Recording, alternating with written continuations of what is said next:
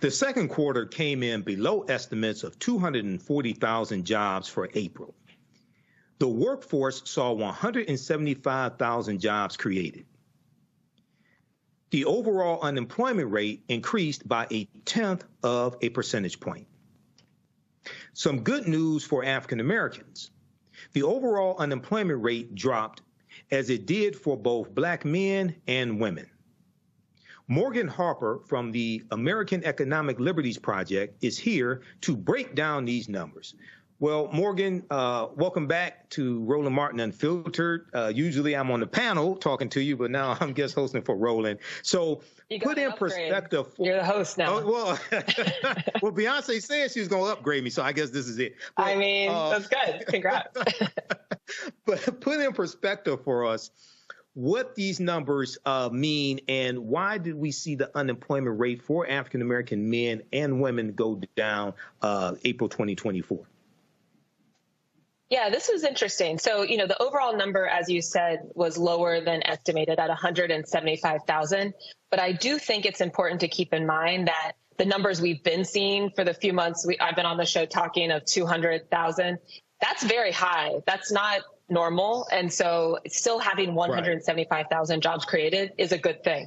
Now, in terms of the unemployment rate, this is interesting to see this divergence between the overall unemployment, as you said, going up, but very slightly and still historically really low, still being under 4%, but that we're finally seeing some drops in Black unemployment for both men and women encouraging. And I think what this means is we have to look at, okay, where are the jobs that are being created, which sector? This month, we saw that there was very little job growth in the leisure, hospitality jobs, kind of like hotel, but a lot of growth in healthcare, the healthcare industry and education continue to drive a lot of the job growth we're seeing. So I would have to think that this month, given that we're seeing Black unemployment drop, it must mean that a lot of the jobs that we're getting are in the healthcare and education sectors. Okay. Now, I know I was reading an article from NBCnews.com today about the April job numbers, and it says the evidence can be found in, well, it talks about America's job market increasingly appears to be splitting into two tracks. Economists say alongside a steady demand for skilled workers and a flagging interest in hiring more, quote unquote, knowledge-based professionals. And they talk about how the evidence can be found in the data which shows a higher unemployment rate for professional and business service workers. That's bad for people like me with business degrees, and a lower unemployment rate for people who work in manufacturing. Can you talk about that for a minute? And how does this relate to African Americans and the African American unemployment rate?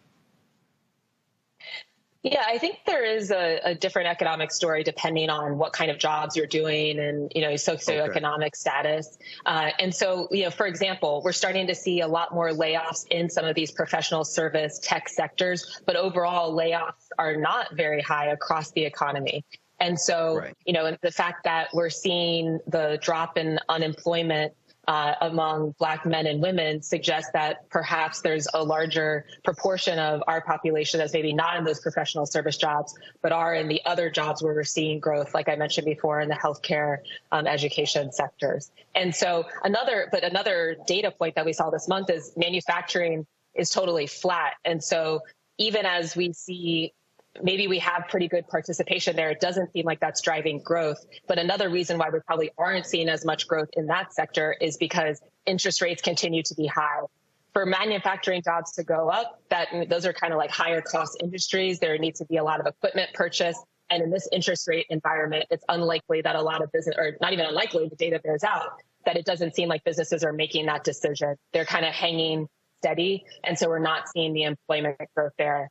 So, to summarize, what do we do with that? I mean, I do think that there's an ongoing need for us to continue to diversify the types of jobs that we're in a position to get. Even if we're seeing layoffs within the professional sector, those are sectors where you're going to be earning more, the opportunity for wealth building. And so we need to continue to focus on making sure people are on a track, whether it's through the proper education or credentialing, that's going to get them into management positions and be able to, see those wealth building opportunities. All right. Well, I think this is, it's the 40th straight month of private sector job growth. either 39 or 40, and it's the 27th consecutive month that the unemployment rate was below 4%. I'm going to go to my panel quickly on this. Let's start with Teresa. Teresa, do you have any questions or comments for Morgan Harper?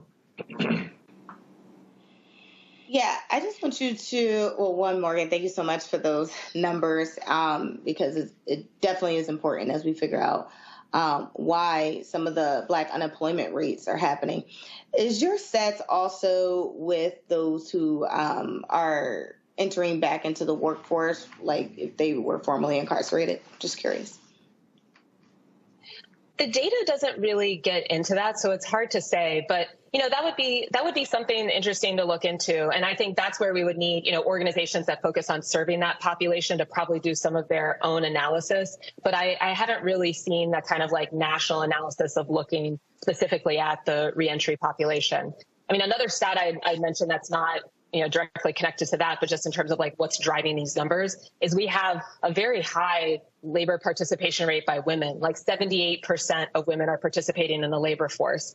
And so that's hasn't always been the case. That's something interesting for us to watch. And then again, a policy I know we've talked about before to support that labor participation is we have to have affordable childcare and continue to make sure that women, everyone, but especially to maintain that kind of high labor rate participation, we need to have some childcare behind that, given the number of women who are working and have children as well. All right. Thank you, Teresa. And this is the 40th straight month of private sector job growth. So just so for all those thinking that Republicans are better handling the economy, the evidence does not show that. Cameron, you have a question for Morgan? I do. Thank you again for sharing that information, Morgan. While we're seeing these numbers in generally overall positive, but we've seen inflation like going sky high and rocketing, and people are now feeling like they not only need a job, but maybe need two jobs, or the quality of the job and the wage of the job, or the jobs they're getting allow them to really have a livable wage and keep up.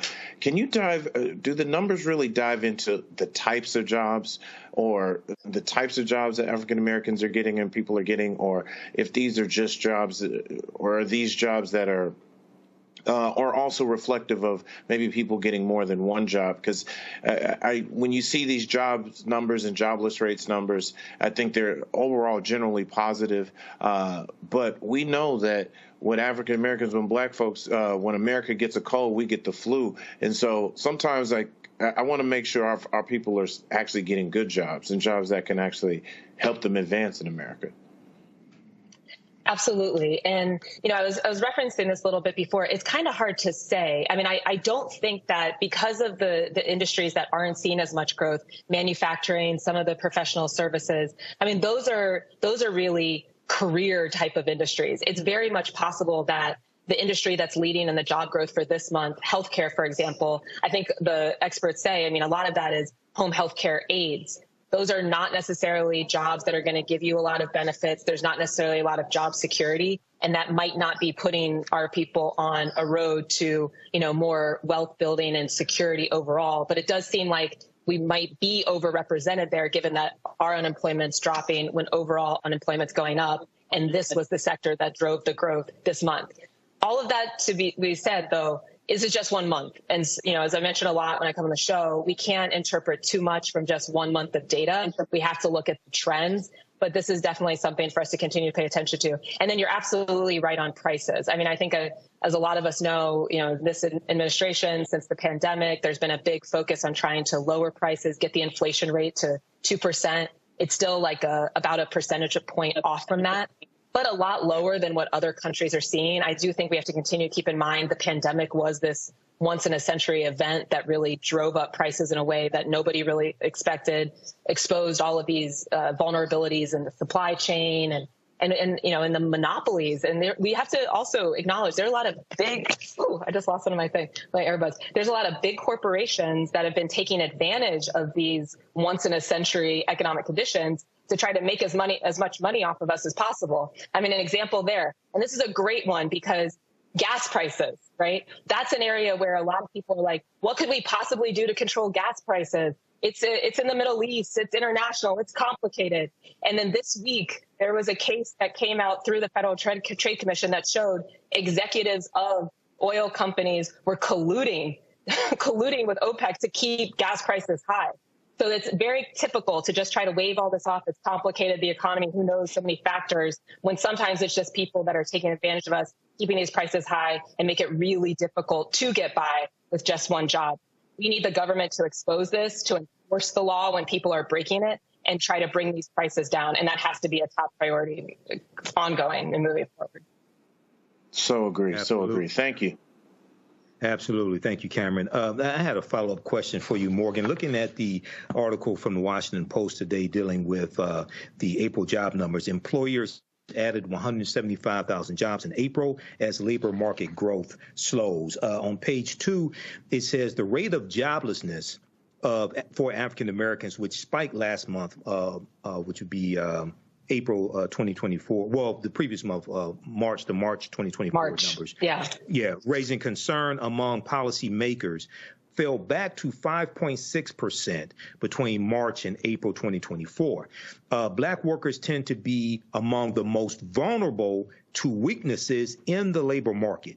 Last year, 2023, unemployment for Black workers fell to an all-time low of 4.8% amid an exceptionally tight labor market. So can you talk about the weaknesses in the labor market that African Americans are most vulnerable to, and what are one or two or maybe three policies that can be implemented to address that weakness and that vulnerability? Well, this is what we were talking about a little bit before. I mean, these numbers seem to suggest that there are vulnerabilities in the economy in layoffs and maybe job growth slowing down.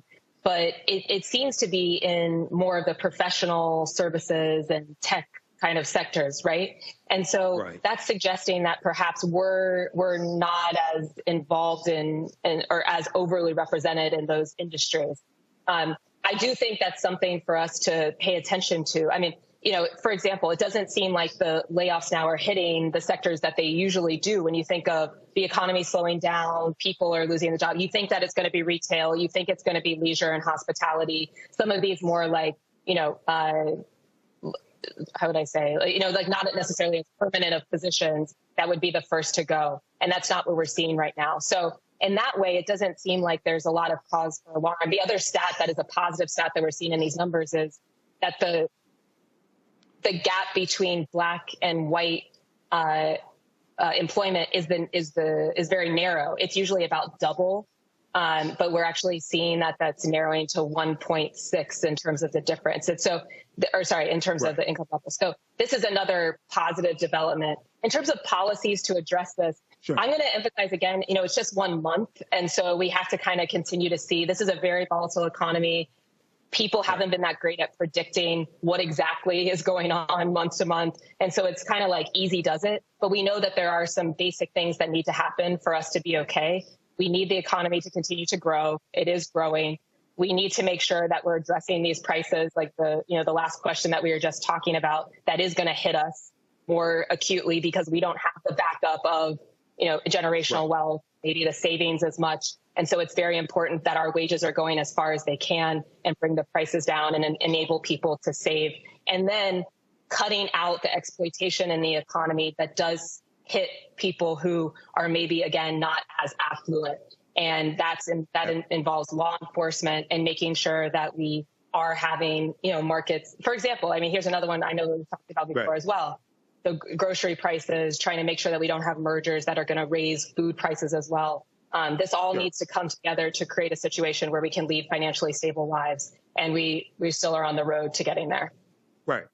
Thank you so much, Morgan. Thanks for coming back on Roland Martin Unfiltered to explain that to us. Okay, we have Roland Martin here at the White House. Hello, Roland. Morgan, don't go anywhere. I literally just stepped back into the studios at the White House for the Presidential Medal of Freedom. I do have a question for you, Morgan. So Vice President Kamala Harris kicked off this Black Economic Empowerment Tour in Atlanta on Monday. She's going to be in Detroit on Monday. I'm going to be traveling with her to Detroit. And one of the things that I've said to them that they also have to be talking about here, and that is you can't just be talking about contracts in Black-owned businesses. You have to bring it home as to how their policies have impacted poor and low-income folks as well, and how their lives would be different. So a lot of these people keep saying, oh, my goodness, rising food prices and housing, things along those lines, which is important. But they also have to make sure to explain to people that the billions that were spent during COVID, that money is not going to be spent again, and Republicans want to attack every program that has actually benefited the most vulnerable folks in the country. I think they have to do a much better job of connecting those dots and tying that into the economy and the election. Your thoughts? I agree. And a lot of people just aren't aware of the developments that have happened over the past 3 years from the administration. Part of that is just the media not necessarily covering it. I mean, I don't know if any of you have, I should say mainstream media. I know you're doing your part, Roland, to try to do a better job of having broader coverage. But if you tune into a lot of these typical stations over the last couple of weeks, I don't know what you're hearing about, but I'm only hearing about protests and Trump. And they're not telling the story of what the good things are that are happening in the economy. Here's an example. Last week, the Federal Trade Commission just banned non-compete agreements. And these are things that oftentimes we think, oh, those are just like high-wage workers. You sign one of those to protect trade secrets or proprietary information. No, increasingly, a lot of low, middle-income folks have been locked in non-competes, people who work in beauty salons, even at fast food restaurants, that if you were trying to go across the street and work at another fast food restaurant, you wouldn't be able to do that legally because you had to sign a non-compete to take on that job. That isn't just some esoteric thing. That means that if you're trying to go somewhere and bargain for a higher wage, you wouldn't be able to do that. The federal government just released a rule banning those agreements moving forward. And they estimate that that's going to, over the next 10 years, put $400 billion of wages back into our pockets, into workers, and also enable people to start businesses. So not just have a job, but try to start a business, build wealth, accelerate that wealth building process. That had never been done before. That wasn't contemplated by a lot of people even 5 years ago. And that happened in this administration over the past 3 years. That's the story that we need to be telling. And there's just so many examples like that. But I think especially when we look at some of these bigger legislative packages that got through, they will take a little bit of time to show that impact. So, looking at the Inflation Reduction Act, creating the incentives to invest in more of the climate industry, environmentally friendly industries, these manufacturing jobs. Like we were saying, we're still not seeing a lot of growth in those jobs because probably more of the interest rates, but the infrastructure is being built to see that benefit coming.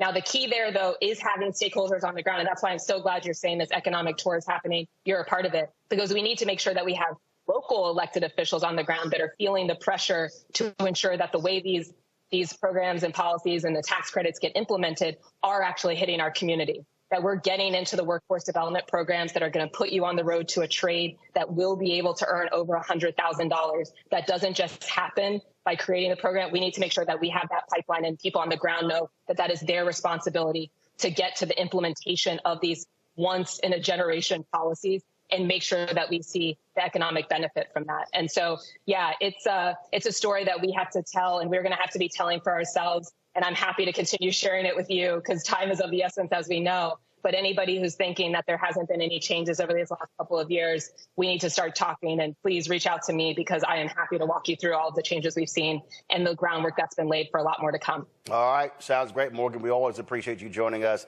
breaking down these numbers every single month. Thanks a lot. Good to see you. Good luck in Detroit. All right, absolutely. Folks, as I said, on Monday, Vice President Kamala Harris travels to Detroit to give us an economic speech. I will be accompanying her. We actually thought the event was on Wednesday. I got some information. And so as I was going through the line with the president, vice president, she said, so you on the trip on Monday, huh? And I'm like, where we going on Monday? And so we will be traveling with her again on Monday to Detroit.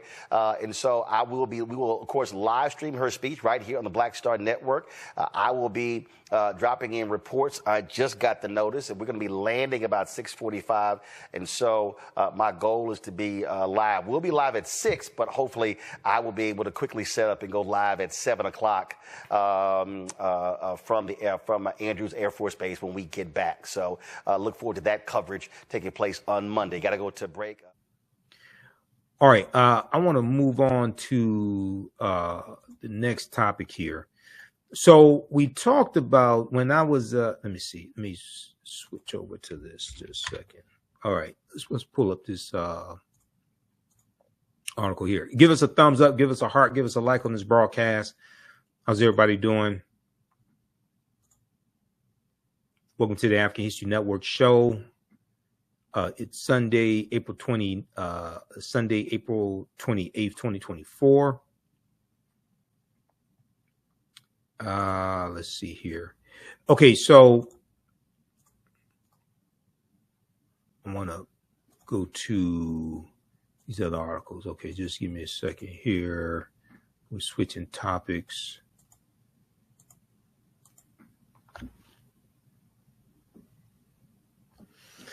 All right.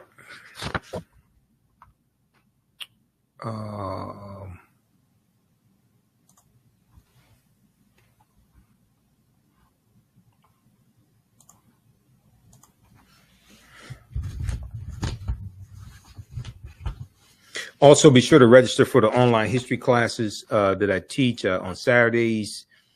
Ancient Kemet, the Moors, and the Ma'afa, understanding the transatlantic slave trade, what they didn't teach you in school. Our next class is Saturday, May 4th, 2024, 2 p.m. Eastern Standard Time. And we have the link here in the thread of the broadcast also. And I'm going to post it here as well.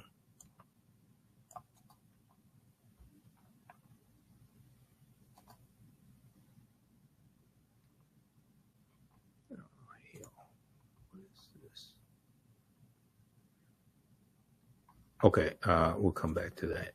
All right, now,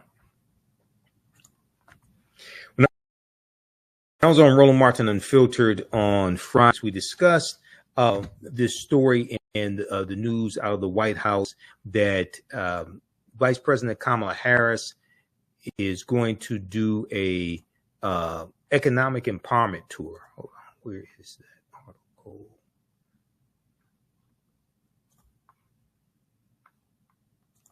Just a second. Okay, right here. Let's close this ad out.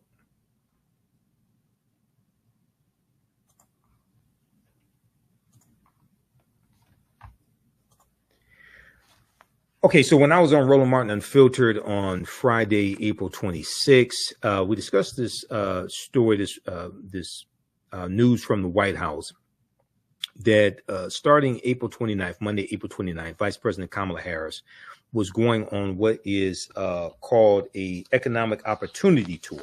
An economic opportunity tour visiting various cities. Is going to start in Atlanta. Then the following week is going to Detroit and is going to other cities. Economic opportunity tour, and it is going to highlight investing in communities, highlight the work that the Biden-Harris administration has done around economics, building wealth, and ensuring African Americans have the freedom to thrive. There's a article from 11alive.com out of Atlanta called Vice President Kamala Harris to visit Atlanta to tout Biden administration's economic wins. This is from April 25th, 2024. And I didn't even know we were going to talk about this topic. This was the first story we talked about on the show on Friday. And the show started late. So there were some things I wanted to mention that I did not get a chance to mention because we were on a tight time schedule. But Vice President Kamala Harris to visit Atlanta to tout Biden administration's economic wins. Okay, so on Thursday afternoon, the White House announced that Vice President Kamala Harris will be kicking off a nationwide tour called the Economic Opportunity Tour. Is going to start in Atlanta to highlight the work the Biden-Harris administration is doing for the economy. The vice president's first stop on the tour will be at a yet-to-be-announced location in Atlanta on Monday, April 29th. Well, they probably have a location now, hopefully. But at the time of this article, it was yet to be determined. The series of events, according to the White House, will be focused on investing in communities, building wealth, and ensuring every American has freedom to thrive. President Biden and I, Vice President Kamala Harris said, President Biden and I are committed to creating an economy in which every person has the freedom to thrive. The vice president said in the statement announcing the tour, our economic approach has delivered great progress, and we will continue to invest in you, your family, and your future. During the tour, and part of this tour is going to be focused on community, talking to African-American men, African-Americans in general, but specifically African-American men. And this is something we talked about on Roland Unfiltered, to highlight the economic successes, but also to connect people to economic opportunity and the resources that are available. During the tour, according to the White House, the vice president will list some of the administration's wins, including infrastructure investments, cutting the price of insulin drugs, and efforts to forgive student loan debt for some Americans. We know $153 billion has been forgiven for about 4.4 million people, and that's before the latest announcement that Biden made that is going to affect about 40 million people. Vice President Harris will also outline additional steps she and President Biden are taking to expand on their work. According to the White House, VP Harris has made more than 35 trips to 16 states since the beginning of 2024. Okay, she was last in Atlanta in early January 2024 to focus on protecting voting rights in the state. Okay, so read this piece here from this is from 11alive.com. This is from 11alive.com. Vice President Kamala Harris to visit Atlanta to tout Biden administration's economic wins. Now, there's a good piece at good announcement at whitehouse.gov on this, and I want to look at that because it gives more information, and it talks about their success. And one of the things I said on the show is that this gives them an opportunity to go around the country and to claim to take responsibility for these policies that they've been able to put in place that a lot of people don't know exist, and policies that have been beneficial and have helped the economy, help with economics, but also help African Americans as well.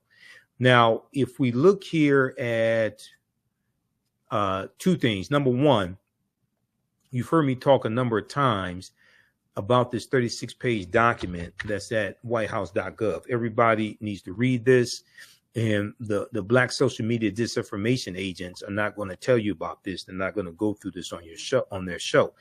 We've been through this numerous times here. Now, this was last updated. This one here is last updated February 27, 2023. This is the 36-page one. This is a fact sheet that shows how the policies of the Biden-Harris administration are helping the African-American community. It's called Fact Sheet. The Biden-Harris administration advances equity and opportunity for Black Americans and communities across the country. It goes through and takes you through policy by policy, where they talk about the American Rescue Plan, the $1.9 trillion American Rescue Plan that saved the economy, where they talk about 15 million jobs created, 2.6 million of those jobs went to African Americans, where they talk about 39 straight months of private sector job growth. We know the March 2024 numbers, 303,000 jobs created, 3.8% unemployment rate. But they go through category by category, creating opportunities and good paying jobs, et cetera, and show you how these policies are helping African Americans, where they talk about the $1.2 trillion infrastructure bill, making critical investments in Black families and communities in the American Rescue Plan that no Republicans in the House or the Senate voted for, historic expansion of the child tax credit, cutting child poverty to record lows for Black children. It lifted 1 million African American children out of poverty. Now we know that child tax credit, the way that they did it in the American Rescue Plan, we know that that was only good for 1 year and expired, but you can get it back if you take back control of the House of Representatives and go from 51 Democrats in the Senate. If you go to like 55, then you can change the filibuster or get rid of the filibuster altogether. Okay, so you can get it back. That made a tremendous difference. Supporting child care providers and reducing child care costs for Black families.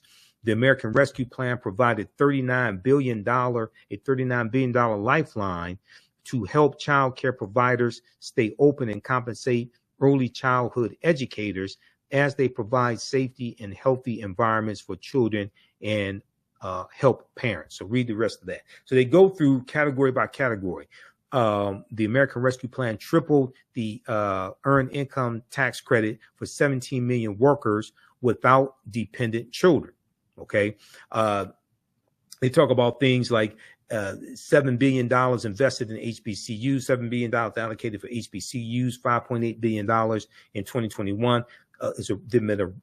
There's been a record amount of funding for HBCUs under the Biden-Harris administration, ensuring Black homeowners get full value for their homes, et cetera. Okay, so go through and read this. This is a 36-page document at whitehouse.gov. It takes you through policy by policy and shows you how the policies of the Biden-Harris administration are helping African Americans. Now, overwhelmingly, Republicans are against these policies or voted against them, overwhelmingly. And even when you look at the $1.2 trillion infrastructure bill that 19 Republicans in the House and 19 Republicans in the Senate and 14 Republicans in the House voted for, that's 34 Republicans, but that's out of approximately 240, 250 Republicans that were in office in the House and the Senate, combination of the House and the Senate. 50 were in the Senate. Okay, out of about 250 Republicans, only 34 voted for the infrastructure bill, even though many Republicans want to take credit for infrastructure dollars coming to their districts or coming to their states, even though they overwhelmingly voted against the bill. Imagine that. All right, now, the announcement at whitehouse.gov is this one right here. Let's go to this.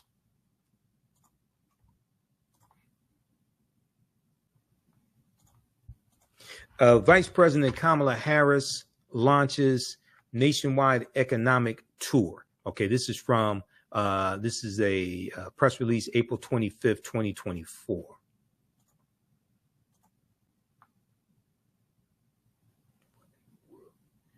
Okay, the vice president will kick off her multi-state tour with a moderated conversation in Atlanta, Georgia, on April 29th, and an event in Detroit, Michigan during the following week.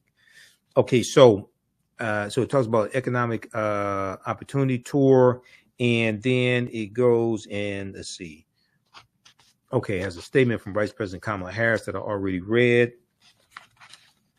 Let's go to, I want to go to the next, okay, right here. During the vice president's economic opportunity tour, she will highlight how the Biden-Harris administration has delivered historic investments that have supported communities and helped people thrive. This includes making unprecedented investments in small businesses and achieving the fastest creation of Black-owned small businesses in more than 30 years, creating a record number of jobs. So it's over 15 million jobs now, 800,000 manufacturing jobs, 2.6 million of the 15 million have gone to African Americans, which is about 17%. Okay.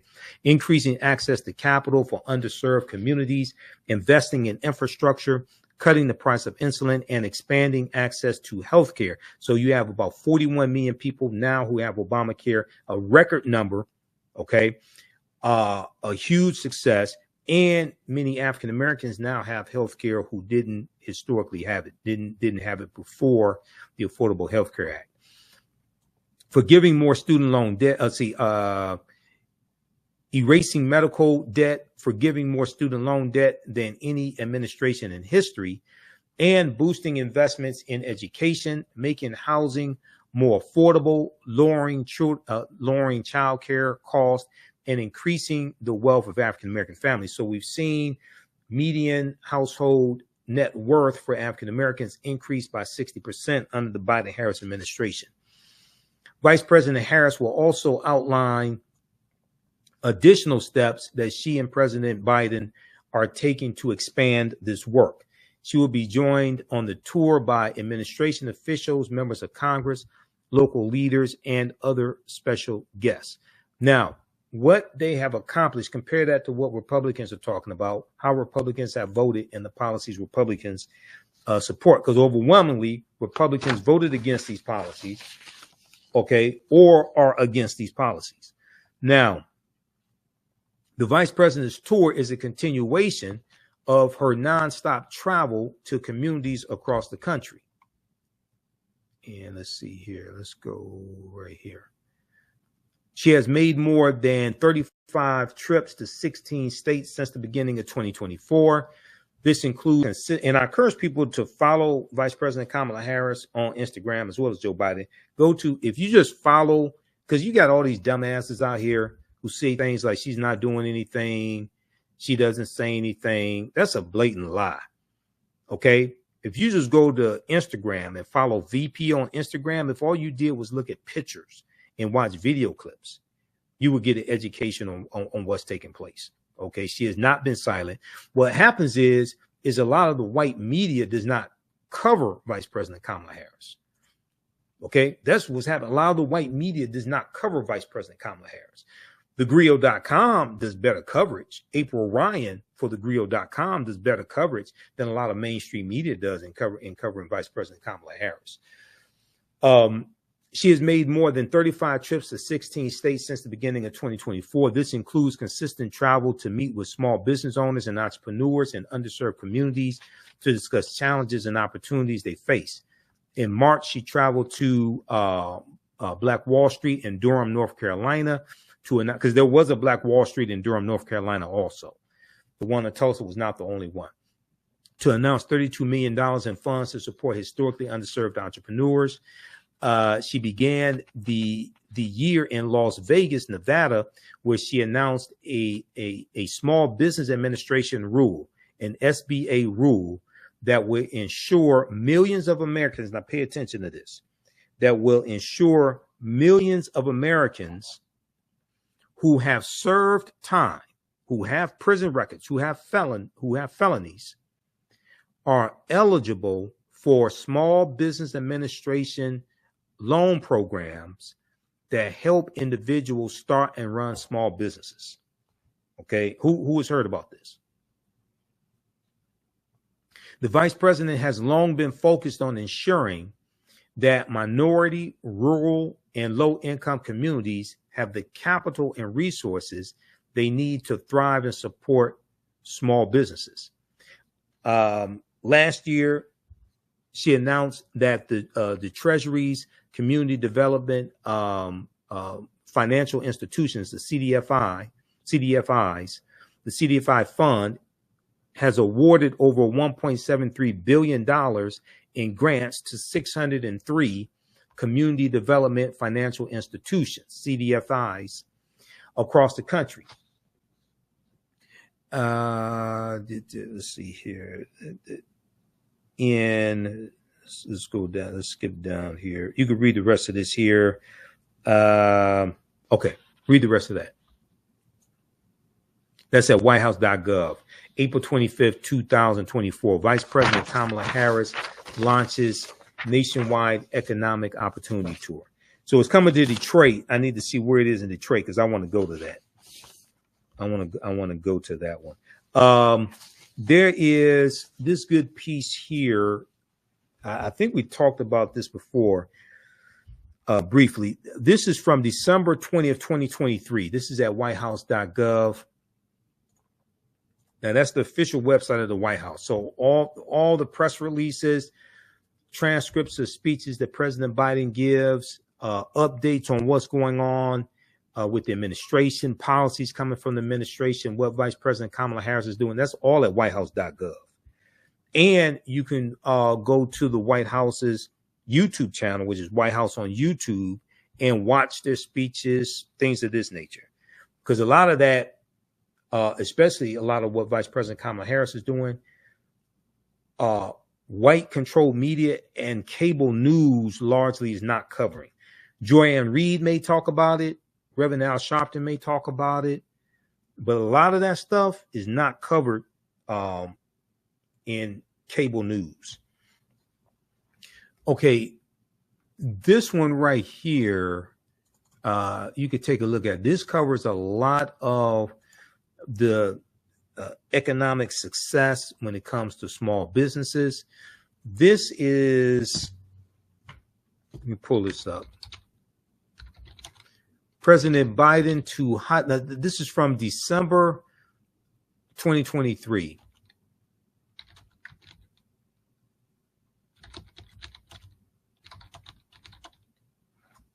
President Biden to highlight how his investing in America agenda has led to a Black small business boom.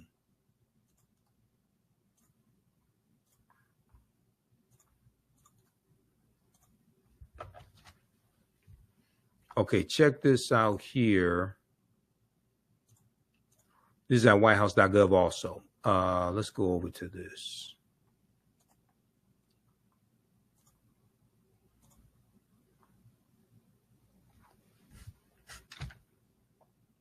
From December 20th, 2023, fact sheet, President Biden to highlight how his investing in America agenda has led to a Black small business boom.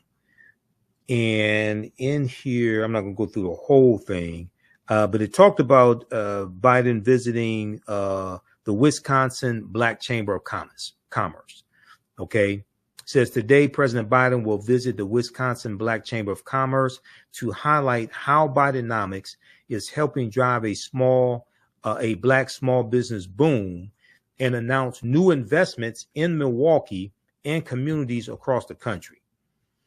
Under President Biden's leadership, the United States is on track to have the strongest, on track to have the 3 strongest years in history for new small business applications, and with Black business ownership growing at the fastest pace in 30 years. With Black business ownership growing at the fastest pace in 30 years. Okay, now if we skip down here, it talks about while President Biden highlights historic investments from his administration to support small businesses, including Black-owned businesses, extreme Republicans in Congress have repeatedly tried to dismantle the president's small business agenda. Every single Republican opposed the $1.9 trillion American Rescue Plan, which helped small businesses stay afloat during the pandemic and spurred a record small business boom. Okay, many Republicans in Congress, including Wisconsin Senator Ron Johnson, who spreads a bunch of conspiracy theories, opposed the bipartisan infrastructure law. They also want to repeal key provisions of the Inflation Reduction Act that are lowering healthcare costs, lowering prescription drug costs, and lowering energy costs. President Biden will continue fighting for opportunity for working families and small business owners, while Republicans in Congress want to return to failed trickle-down economics that for too long left too many communities behind. Okay, now it goes on to say, let's look at this.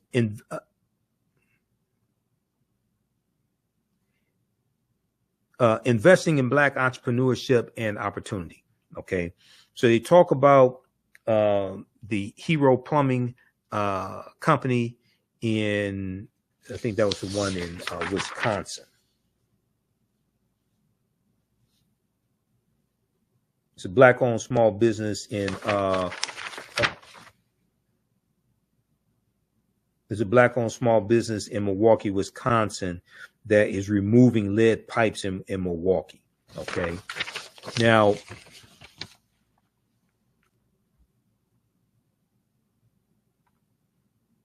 since taking office, Americans have filed a record 15 million applications to start new businesses. Black business ownership is growing at the fastest pace in 30 years, and the share of Black households owning a business has doubled between 2019 and 2022 after falling between 2007 and 2019. When Black businesses do well, they create jobs, generate wealth in their local communities, and make the broader economy stronger. As a result, Black wealth is up a record 60% from before the pandemic, and Black unemployment has reached historic lows. So we know in 2023, the unemployment rate for African Americans reached the lowest it's been since 1972. And 1972 is when they started keeping track of the unemployment rate by race. The administration's investment in Black entrepreneurs is producing results, including nearly $70 billion, a new record in fiscal year 2022 on federal contracts awarded to small disadvantaged businesses, $12 billion in community lenders to expand access to capital and resources to too often sidelined entrepreneurs. The U.S. Department of Treasury estimates that these investments in community lenders will result in a $50 billion increase in lending to Latino communities and a nearly $80 billion increase in lending to Black communities over the next decade.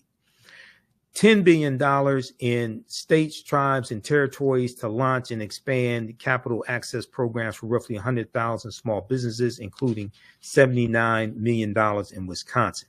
Then they talk about new investments in small business growth and local communities across the country. Okay, so you can read that as well. And then I want to go to the next segment here.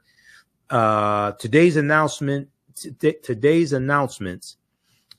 is from, once again, this update is from December 20th, 2023.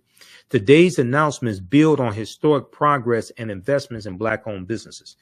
So it outlines the American Rescue Plan is supporting small business, including Black-owned small businesses in Wisconsin and around the country through a $10 billion investment, including $79 million in Wisconsin to help small businesses access the capital that they need. Then they talk about, let's see here, the largest ever dedicated federal investment to connect minority small businesses to support. Hold on, did I skip something here? Okay, we got that. Yeah, the Small Business Administration, the Small Business Community Navigators pilot program provided $100 million in funding to 51 organizations, including the U.S. Black Chambers of Commerce and the National Urban League, that worked with local groups to connect entrepreneurs to resources to help their small businesses recover and thrive. A recent Small Business Administration analysis shows that community navigators provided training and counseling to more than 350,000 small businesses, and roughly 43% of the businesses served were Black-owned businesses. Roughly 43% of the businesses served were Black-owned businesses. the largest ever direct federal investment in small business incubators and accelerators. Okay, read that as well. They talk about delivering $150 million in support for small businesses in Wisconsin. And President Biden's Small Business Administration delivered $50 billion to small businesses in fiscal year 2023, with a major increase in support for underserved businesses, including Black-owned businesses. Since 2020, the share of Small Business Administration's loan portfolio going to minority-owned businesses has increased from 23% to 32%. The number in dollar value of SBA-backed loans to Black-owned businesses has more than doubled since 2020. Then they talk about achieving record federal contract spending on small disadvantaged businesses. In 2022, the Biden-Harris administration awarded a record-breaking $163 billion in federal procurement opportunities to small businesses. This is why they said that. Okay, read the rest of that. Then they talk about the CHIPS and Science Act, supporting small and disadvantaged businesses through CHIPS Act funding. Okay, there's more you can read. I don't have time to get through all this. Read the rest of that. And okay, they also talk about supporting small and minority-owned businesses in clean energy industries. All right, so read that. And those are going to be some of the things Vice President Kamala Harris talks about, but also connecting people to the resources, telling them how to take advantage of resources already allocated. All right, now, let me post this link here also.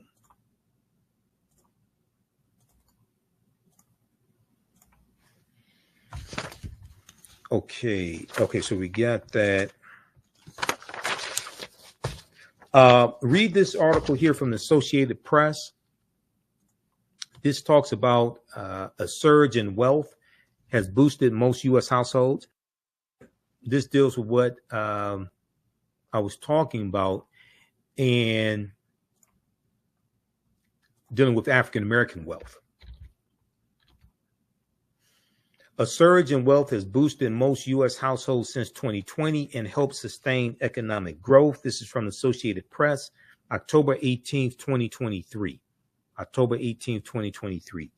The part I want to focus in on, you can read the whole thing, but the part I want to focus in on is on the second page. It deals with how households' net worth rose more on a percentage basis for Black and Hispanic households than for white ones. Where is this here? Hold on. Okay, household net worth rose more on a percentage basis for Black and Hispanic households than for white ones. Though measured in dollar terms, the disparities remained wide. Yeah, we know, because you're dealing with 246 years of slavery and decades of Jim Crow segregation and redlining, housing discrimination, et cetera, things like this. The median net worth for Black households jumped 60%, but remained comparatively low at $45,000. Okay, but we see a 60% increase in median net worth of Black households. For Hispanic households, the figure surged to 47% to nearly $62,000. Among white households, median household net worth rose 31% to $285,000. So you want median net worth for African-American households to increase so we can close that racial wealth gap. It's not about taking something away from white people. It's about increasing opportunities for African-Americans. The Federal Reserve survey found that even as wealth inequality declined, income disparities worsened. Median incomes grew 3% compared with the previous survey, which covered 2017 through 2019. Okay. All right. But average incomes, which are swollen by the earnings of the wealthiest 1/10 of households jumped 15%. Okay, average incomes jumped 15%. The outsized gain among the richest households was driven by profits on stock and property holdings, as well as higher wages. So read the rest of this article here from the Associated Press. A surge in wealth has boosted most U.S. households since 2020 and helped sustain economic growth. Now, most of these policies Republicans are against, that created all this. Most of these policies Republicans are against. So it's not only about what somebody can do for you, a politician can do for you, it's also about protecting gains that have been made, and it's about blocking and stopping what people are trying to do to you. This deals with understanding political self-defense, which is a whole concept that I teach, political self-defense. Now, if you like this type of information, you can support the African History Network a few ways. Be sure to register for the online history classes that I teach on Saturdays. Ancient Kemet, the Moors, and the Ma'afa, understand the transatlantic slave trade, what they didn't teach you in school. Visit our website, AfricanHistoryNetwork.com, AfricanHistoryNetwork.com. We deal with thousands of years of history and what leads up to the transatlantic slave trade taking place. This is a 10-week class. We're doing more than 10 weeks this time around. Next classes are Saturday, May 4th, Saturday, May 11th, Saturday, May 18th, and Saturday, May 25th, 2024, 2 p.m. Eastern Standard Time. Click right here to register here for the class. The class is on sale $60, regularly $130.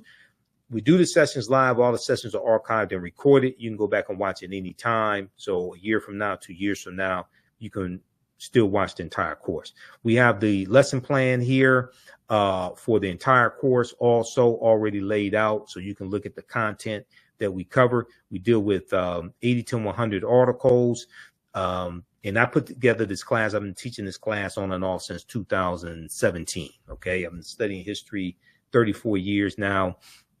Do lectures across the country. Been hosting the African History Network show 14 years. But we look at, there's over 200 slides that I put together, 80 to 100 articles that we'll go through and look at. The 15 books that we reference. You don't have to buy any of these books to follow along in class. I'll show you excerpts of the books on the screen usually. And we look at video clips of interviews I've done with historians like Professor James Small, Professor Kabahai Walter Kamene, Anthony Browder, who wrote Nile Valley Contributions to Civilization, which is one of the books we use in the class, Runoko Rashidi, who wrote Black Star, The African Presence in Early Europe, which is another book that we use in the class. Okay, so you can register for this. This content is PG-13. You can use this information with your children as well. Visit our website, AfricanHistoryNetwork.com. AfricanHistoryNetwork.com. Okay, and we'll post the link here. The link's in the thread of this broadcast.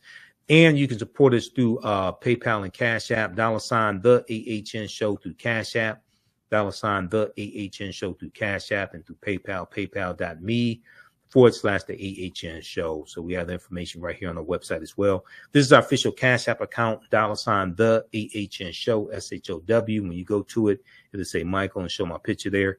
These are fake African History Network Cash App accounts here that have been stealing money from us. There are a few other ones out there I've identified. I'm still trying to get them shut down.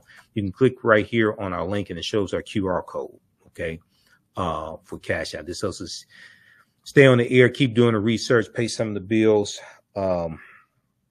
etc. Upgrade equipment, take care of what